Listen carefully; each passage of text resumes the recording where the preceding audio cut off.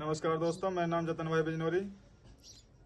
दोस्तों, आप पब्लिक ने मुझे अच्छी खासी सपोर्ट दिखाई है। 311 फॉलोवर हुए हैं मेरे। और दोस्तों, जितने लोग आप देखते हो इतने लोग फॉलो नहीं करते मुझको, और जितने लोग देखते हो सभी लोग सब्सक्राइब करा करो चैनल को, और इंस्टाग्राम पर फॉलो करा करो, लाइक करा करो। क्यों दोस्तों, आपकी एक लाइक से मेरा भला हो सकता है। दुनिया में देख सकता हूँ आज के दिन कितना सुहाना है, मगर मैं देख नहीं सकता। दोस्तों, आपको पता है कोई नहीं बचा मेरे परिवार में, नहीं माँ है, नहीं बाप है, ना भाई है। अकेला रहता हूँ दोस्तों। जैसे बनता है मुझसे खाना बना लेता हूँ हाथों से देख देख कर। और दोस्तों, आज आपको मैं अपने घर की दुख भरी कहानी बता रहा हूँ। हमारे मम्मी पापा अपनी खेती कर रहे थे, अच्छी खासी जिनकी बढ़िया चल रही थी। हल से अपनी खेती जोत के बोए करे थे, बलते हम पे। अचानक हमारी मम्मी का एक दिन दिमाग चल जाता है। दिमाग चलने के बाद अस्पताल में ले गए हमारी मम्मी को साथ रहे। उन्होंने डॉक्टरों ने बोला कि अगर आपकी पत्नी ने बच्चे पहचान लिए, आप पहचान लिए, तो हम आपकी पत्नी को छोड़ देंगे आपके साथ, अन्यथा हम आपकी पत्नी को यहाँ ही रख लेंगे। हमारी मम्मी ने हमारी बहन का नाम बता दिया और हमारे भाई का नाम बता दिया, जो खत्म हो गए भाई हमारे। बहन की हमारी की शादी हो चुकी है। अपनी बहन की शादी में 4 महीने का था उस टाइम पे। दोस्तों, जब से मैंने जन्म लिया है, तो जब से मैंने दुखी झेले हैं अपनी ज़िंदगी में। दोस्तों, कक्षा 5 तक हमारे बड़े वाले भाई पढ़े हुए थे, और कक्षा 5 तक मैं पढ़ा हुआ हूँ। अचानक ज़िंदगी अच्छी खासी बढ़िया चल रही थी, और ज़िंदगी चलने के बाद एक दिन बड़े भाई हमारे कहीं शादी में जाते हैं। शादी में जाने के बाद छत पर से गिर जाते हैं। उनके पैर में फ्रैक्चर आ जाता है। फ्रैक्चर आने के बाद हमने अस्पताल में दिखाया हमारे पापा ने। डॉक्टरों ने बोला, देखो हमारी तो ऑपरेशन करने की जिम्मेदारी है, सही होना ना होना तो भगवान के हाथ में है। हमारे पापा ने बोली कोई बात नहीं। ऑपरेशन भी करवाया हमने, सब काम, मगर ऑपरेशन उनका कामयाब नहीं हुआ। पैर में पस बनता रहा।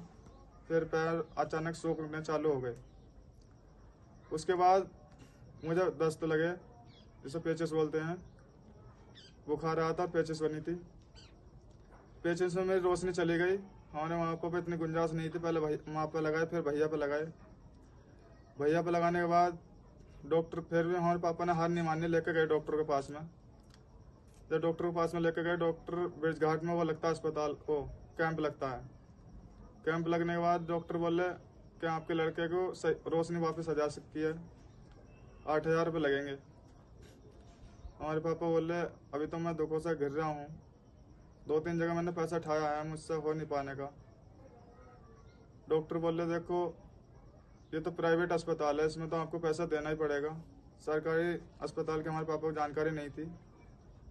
अब हमारे पापा अचानक बोले कि इतनी गुंजाइश नहीं है मुझ पर कि मैं इलाज करवा लूँ।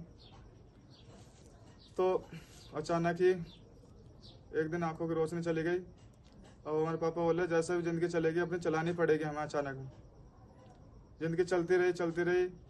हमारे पापा ने करेसन में काम करना शुरू करा। उन्हें प्रति महीना 500 रुपये से लगा के 1,000 रुपये तक मिला करे थे। करेसन में उन्होंने भट्टी भी झोंकी है। कभी बाग में चले गए, करेसन में कर लिया। जाने के बाद अब उन्होंने क्या बोलते हैं, कही कि जैसे ज़िंदगी चलिए इनमें चलानी है। हमने कही कोई बात नहीं है, इसमें चला लेंगे, हमें तुम धुले धुलाई कपड़े लादा करो। वो बाजार में से जा करे थे, हमारे दोहरा 5 गांव पड़ता है, 5 से जाकर कपड़े लादा करे थे बाजार से। तो दोस्तों, हम उन कपड़ों को जब तक पहरे थे, जब तक 2-2 जगह थैकले नहीं लग जाती थी। आज भी उन कपड़ों को मैं कपड़े 200 रुपये से लगा कर ऊपर तक के नहीं पहनता हूँ पैसे के कारण। तो दोस्तों, अचानक ज़िंदगी चलती रही। एक हमारे पापा भैंस लाए और कटिया लाए छोटी, कि कुछ तो ज़िंदगी चलेगी। 2-4 साल हमने पाल ली हो। पालने के बाद वो भैंस हुई, तो हमारा दोस्त से खर्चा चलता रहा। अचानक चलने के बाद उसके बाद फिर खर्चा चलता रहा। मुझे भी सब काम करना पड़ रहा था, घास भी लानी पड़ रही थी काट के अपनी मम्मी के साथ। क्यों हमारी मम्मी जिस टाइम शोध में हो जा रही थी ना, हमारे सीने को बहुत अच्छी ठंडक मिल रही थी कि हमारी मम्मी आज हमें अपनी माँ का प्यार मिल रहा है इस दुनिया में। उन्हें 1 आध घंटे को शोध हो जा रही थी, 22 दिन नहीं हो रही थी, ऐसी फिरती रही थी बेचारी हमारी मम्मी। उसके बाद दोस्तों कुछ शोध में आ रही थी वो, आने के बाद फिर अचानक ही दूध के खर्चे से हमने काम चलाया जैसे भी चला। उसके बाद 9 जुलाई को 2018 में हमारे पापा एक्सपायर हो चुके। अब हमने सोची, हमारी मम्मी बोली अब क्या होगा, जो घर का खर्चा था, घर का खर्चा चला रहे थे वो तो जा चुके हैं, अब खर्चा चलेगा कैसे। हमने सोचा अब होगा तो हो कैसे। हमारी मम्मी ने हिम्मत बांधी जैसी भी थी बाबली साबली कि बेटा कोई बात नहीं है, तुम्हें भी दुख है हमें भी दुख है, घर का खर्चा तो चलाना है ही। हम अचानक ढोरों से खर्चा चलाते रहे, दूध बेच बेच के, कुछ खेती में करा हमने। उसके बाद 2022 में हमारी मम्मी एक्सपायर हो गई। अब बचे हम 2 भाई बचे। तो हमारे भाई बोल रहे अब क्या होगा, अब तो दोनों ही बचे, अपन दोनों दुखियारे, मुझसे पैरों से चला नहीं जाता और आपकी आँख खराब है। मैं बोला कोई बात नहीं, जैसा भी होगा करना तो पड़ेगा ही, घर में खर्चा करा हमने कुछ दिनों के बाद। उसके बाद हमारे भाई 2023 में एक्सपायर हो चुके। अब 2023 में हम एक अकेले रह गए। जब हमारे भाई 2023 में एक्सपायर हो गए तो हम अकेले बचे। अब दोस्तों मुझे अकेले कोई खाना बनाना पड़ता है, पूरा घर का खर्चा करना पड़ता है जैसे भी है। जितने रुपए मिलते हैं मुझे, 3000 रुपये पेंशन मिलती है, वो 2000 रुपये किस्त के मिलते हैं। इतने रुपए में लोगों को होता क्या है दोस्तों, कुछ भी नहीं खर्चा होता है इतने रुपए में।